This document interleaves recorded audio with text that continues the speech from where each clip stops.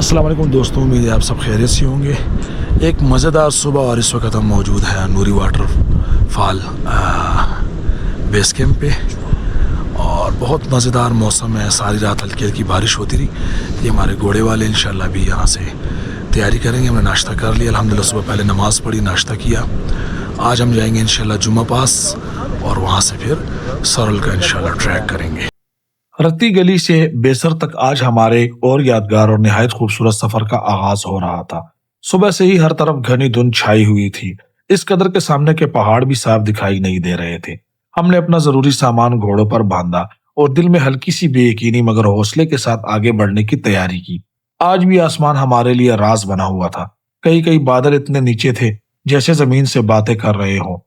मौसम हमारे हक में नहीं था मगर शौक सफर और मंजिल तक पहुंचने की लगन इस सब पर भारी थी। धुंध, खामोशी और ठंडी हवा के बीच हमने कदम आगे बढ़ाए, इस यकीन के साथ कि रास्ते की हर मुश्किल आगे किसी नई खूबसूरती का पैगाम बनकर हमारा इंतजार कर रही है।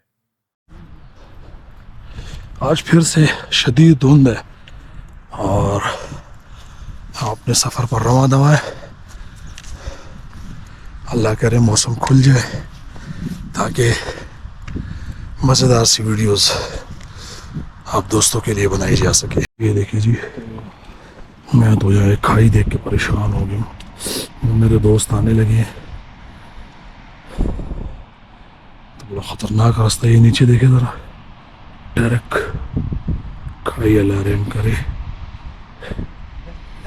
अल्लाह में खैर खैर से भेजे। देखिए ज़रा कैसा मज़ेदार मैदान है मगर नीचे ऐसी ख़तरनाक खाई है जिन्हें देखकर बंदा परेशान हो जाता है। कैसा मजेदार ट्रैक है। फिर नीचे देखे जरा, ये मेरे दोस्त आ रहे हैं। ये जी हम नीचे रोड पर पहुंच चुके हैं। अब शहर से यहाँ तक हमें तकरीबन 25 मिनट लगे। ये नूरी टॉप जाने वाली रोड है। ये हमें शॉर्टकट लेके हैं। अगर हम नीचे जाते फिर यहाँ पर आते तो हमें काफ़ी टाइम लग जाता है। अगर आप नारायण की साइड से सफर करें तो सबसे पहले आप नूरी टॉप पहुंचते हैं। यहाँ नूरी आबशार अपने कुदरती हुस्न के साथ आपका इस्तकबाल करती है।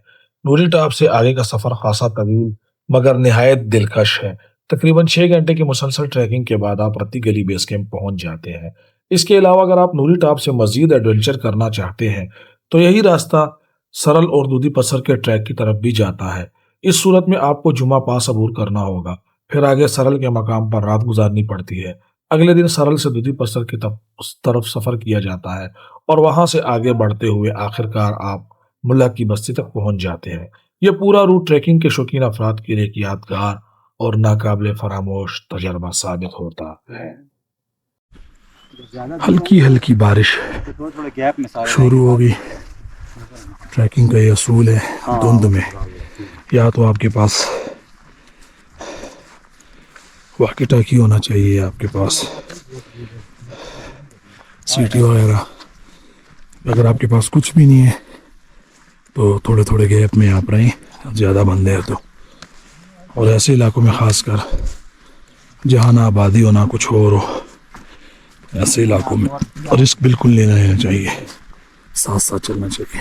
ये देखिए जी, जुमा पास की तरफ जाते हुए ये आपको नज़र आ रहा होगा पूरी अननोन, ये पूरी बहुत बड़ी लेक सी नज़र आ रही है, लेकिन समझ ये कह रहे पानी का वो जमा हुआ है इधर। तो ये सही है ना, मज़ेदार ट्रैक।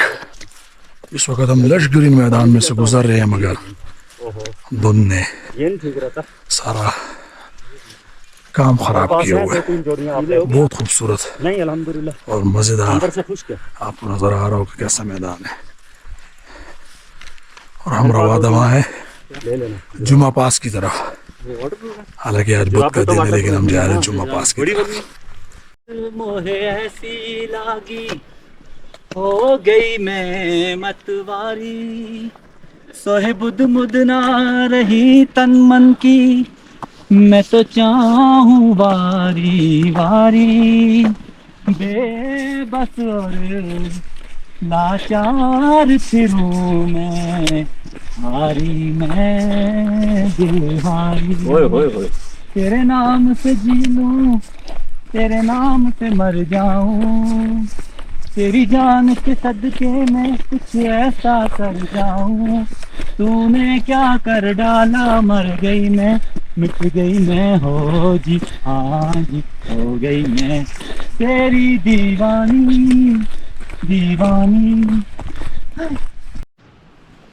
ये जी हमारा पहला स्टे, तकरीबन 1.5 घंटा ट्रैक करने के बाद। धुंध है बहुत ज़्यादा, पीछे कुछ नज़र नहीं आ रहा, तो ये कह रहे देखते हैं क्या करना है। माशाल्लाह ऐसा हसीन नज़ारा। ये राशिद भाई, अब्दुल्ला भाई, जहांगीर भाई, वकास भाई, और ये है हमारे रफ़ी भाई। मौसम खुलते ही लैंडस्केप चेक करें यहाँ का, कैसा हसीन नज़ारा।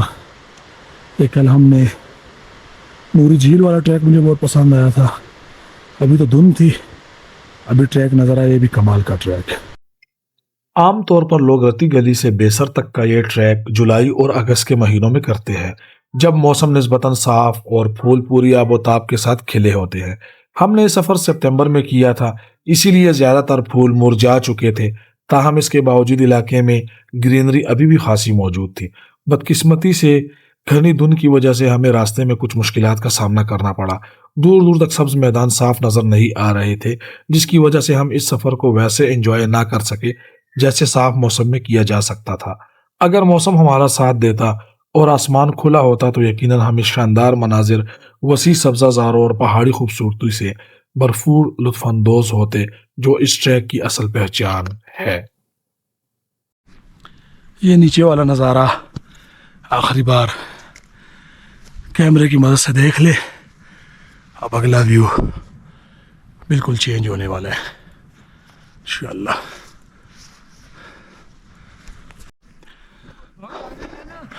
अब ज़रा ये मैदान चेक करें, ये एक अलग व्यू, माशाल्लाह कितना खुला और बड़ा मैदान है। और ये चेक करें, वो मेरे दोस्त आ रहे हैं, वाह जी। अब एक और मोड़ हमने मोड़ा, वो मोड़ भी हसीन, थोड़ा थोड़ा पानी यहाँ पे,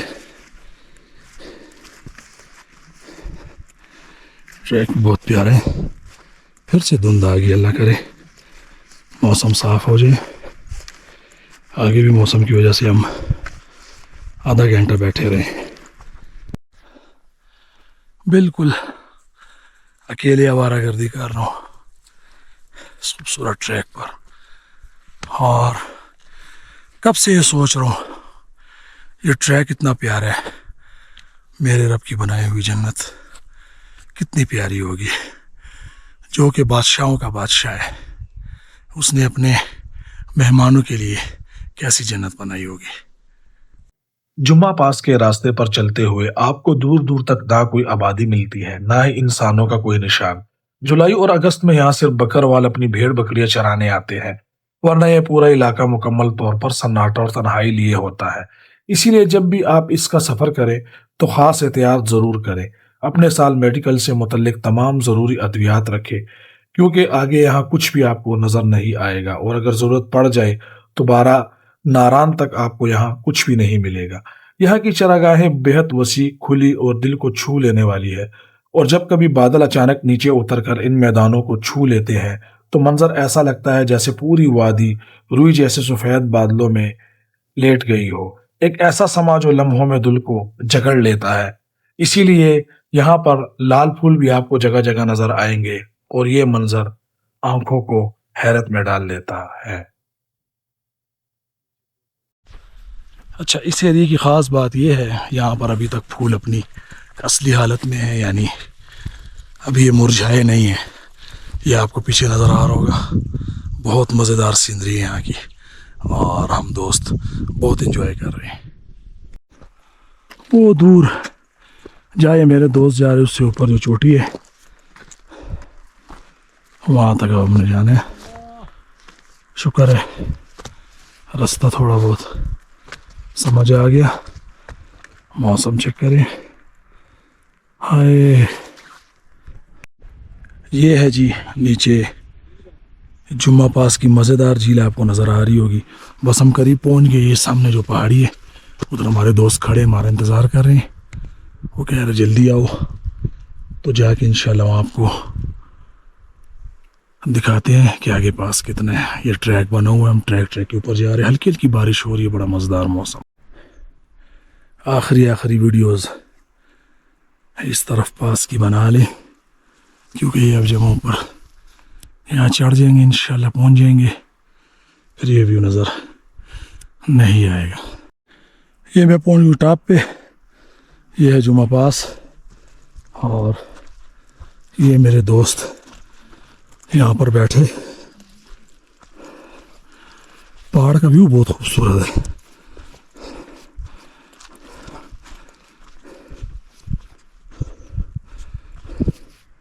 और ये नीचे का नज़ारा है राशिद भाई। जी। तो जुम्मा पास जो है ये 4150 मीटर पर है। कैसा ज़बरदस्त नज़ारा है, आपको नज़र आ रहा है। वैसे यहाँ पर भी कैंप तो हो सकता है, पता नहीं लोग करते हैं नहीं करते, ये मुझे नहीं पता। उस साइड पर मौसम बिल्कुल ख़राब था, यहाँ तो जी माशाल्लाह बहुत खूबसूरत मौसम है। ये देखिए ज़रा पीछे पहाड़ का व्यू, ऐसे लग रहा है जैसे क्या कहूँ, क्या लग रहा है, समझ से बाहर है। सरल पीक की तरफ अगर आप लोग जाएं तो आपको वहाँ पर ऐसा सीन मिलेगा। जुम्मा पास पे हम बैठे हैं और यहाँ पर खजूरें खा रहे। खजूरें खाने के बाद इंशाल्लाह व्यू एंजॉय कर रहे हैं। व्यू तो पता नहीं एंजॉय कर रहे हैं नहीं कर रहे, किधर है आपका? खजूरें खा रहे हैं। अभी मैं अभी इंशाल्लाह अभी हम यहाँ से नीचे उतर के स्टार्ट करने सरल लेक देखेंगे इंशाल्लाह, ऊपर से फिर नीचे। नूरी आबशार से यहाँ तक पहुँचते पहुँचते हमें तकरीबन 3.5 घंटे लग गए। रास्ता अगरचा थोड़ा मुश्किल जरूर था, मगर हर मोड़ पर बदलते नज़ारे हमारी थकन उतार देते थे। यहाँ से सरल झील तक भी तकरीबन 3 घंटे का मजीद सफर बनता है। इसीलिए हमने सोचा कि पहले थोड़ा सा आराम कर लिया जाए और इस हसीन मकाम को खूब इंजॉय किया जाए।